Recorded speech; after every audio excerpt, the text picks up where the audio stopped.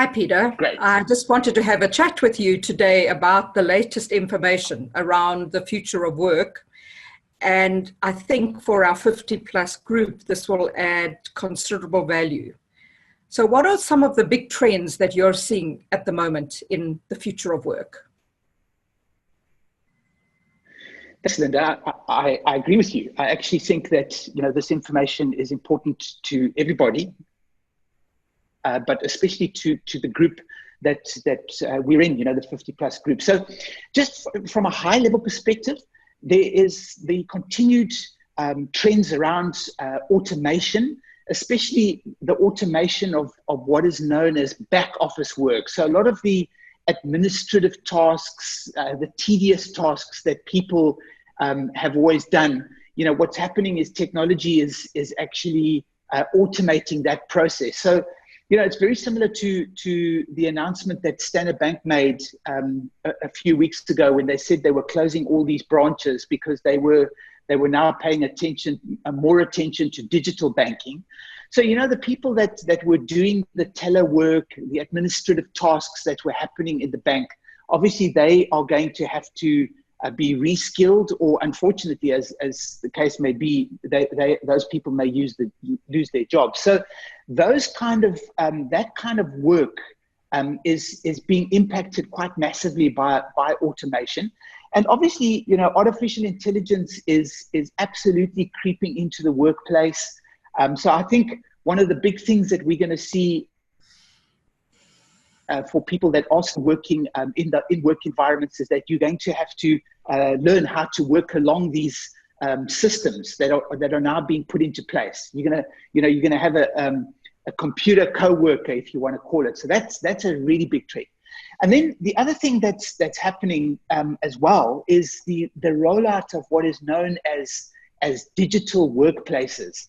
And what these environments are is they basically allow businesses to work in very unique ways, opens up flexibility and the ability to develop distributed teams, which I think for the group that we're in and people that are involved in this, that's a very, very interesting development, because we can chat a little bit about that in a second. So what impact is this having on people who have a current set of skills and maybe need to relook at what the future will look like?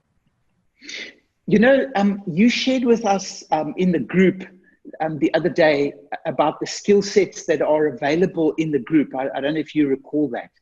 And I want to tell you that obviously what needs to happen is all of us, the course of wisdom. I was at a conference recently and talking about this very subject, and people ask, well, what do you think is the best thing I can do right now? And I think one of the things that's very important to do is to quickly go to Google and to put in your profession, whatever that may be, and then ask the search engine, for example, impact of artificial intelligence on law, or impact of artificial intelligence on administrative work, or impact of artificial intelligence, whatever your skill set is.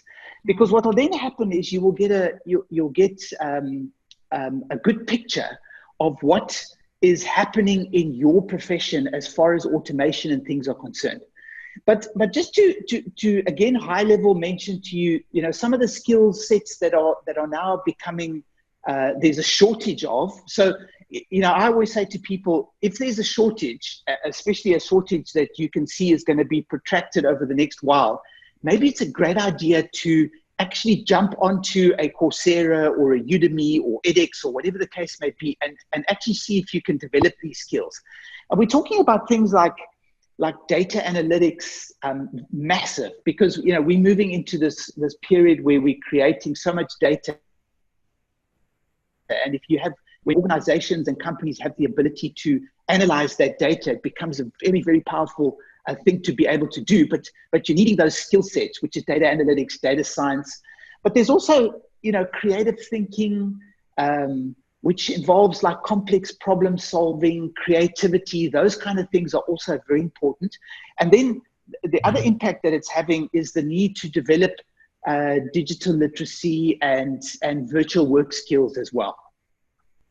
I love the way you've explained going onto Google to, look for what are the challenges that we face, and that these new skills are skills that we can learn. So I understand their importance, but maybe just explain a little bit more how we can cross the bridge to that as an older worker.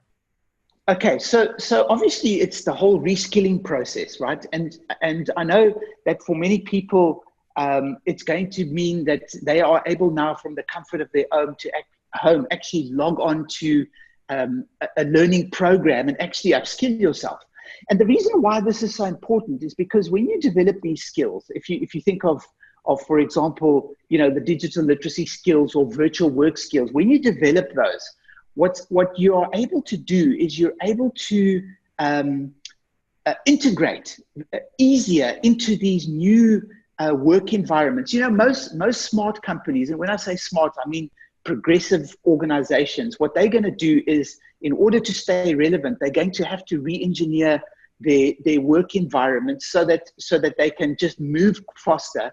And so when you have these skills, what you're able to do is you're able to then, what's the word I'm wanting to use? Integrate very nicely into these modern work environments. So to give an example, what we've just done is we've just launched a program at Future Work IQ. It's an online course, which is a self-paced environment. And what you can do is develop what we have identified as the 7 critical work skills, virtual work skills that you need in order to work in a modern technology-rich environment.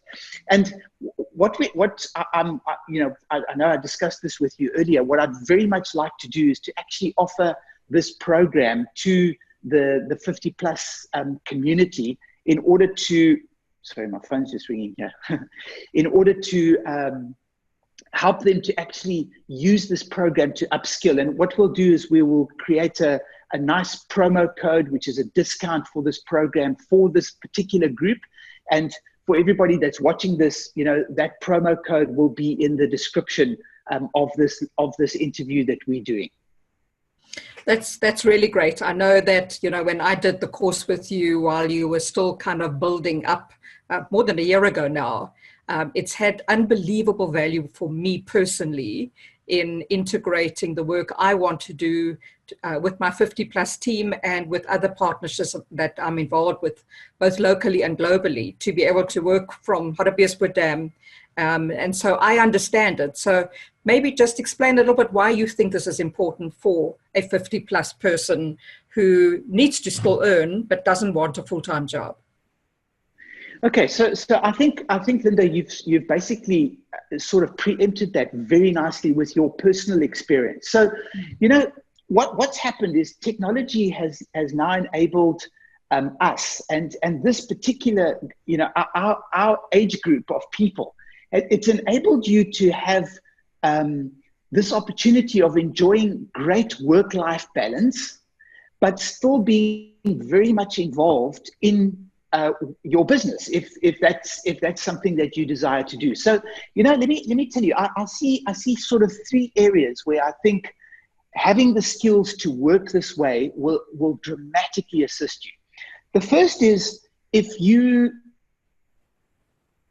spend part of the organization that you were involved with before taking retirement, for example. So maybe you want to still consult to them, or you want to continue working for them, but you want to do so from a coastal town or something. That is entirely possible with the technology that we have now. And if you obviously have the skills to be able to work this way.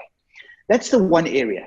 The other area where I see this having a massive opportunity as well is for people that want to develop a freelancing career. A lot of companies are now hiring freelancers with various skill sets, but the modern organizations are able to hire these people no matter where these people are. In the past, what used to happen is the hiring would happen in a geographic location, maybe within 20 or 30 kilometers of wherever that organization was or is. But now, as a result of of being able to work virtually and all the technology that's, as you've experienced, being able to work with people in other countries, etc.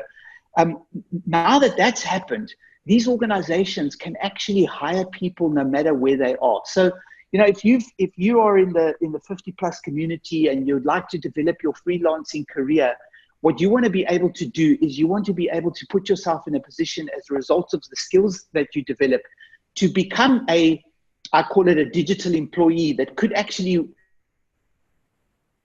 work for an international organization. In fact, I know several people that do that. So, developing these skills so that you can be more comfortable and work from home and still contribute and earn and be involved in organizations is a massive plus for us.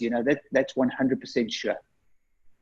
Thank you so much, Peter. I think for me, it doesn't matter whether you're wanting to earn or whether it's just a life skill that you want to be able to engage even with your family that may be elsewhere. But the context of the course that you offer and the skills that you learn, and in many cases, this only gets better when we practice. And we know that this is difficult for people who haven't been introduced to this earlier on in life, like the younger generation. But it certainly is a fabulous opportunity to be able to continue to engage and to be relevant. And so I really want to encourage people to just step out and learn some new skills. I just want to add something to this, Lynda, because you've just reminded me of something. Research has actually shown that our age group, the 50 plus age group, is actually quite excited about learning these new skills. And I want to tell you, I think that one of the primary reasons for that is because I think, we suddenly realize what this, having these skills to be able to work virtually like this actually gives us, the freedom it gives us and the ability it gives us to stay active in the economy or actually, even if it's just around your hobbies, yes. Being able to connect with people around the world. I think that's what's driving this interest that people have in developing these skills. So you're quite right, absolutely. Fabulous. Well, let's put it out there, and let's get anybody asking any questions that they need to be able to know more. But thank you. I really appreciate you taking the time to do this with me today.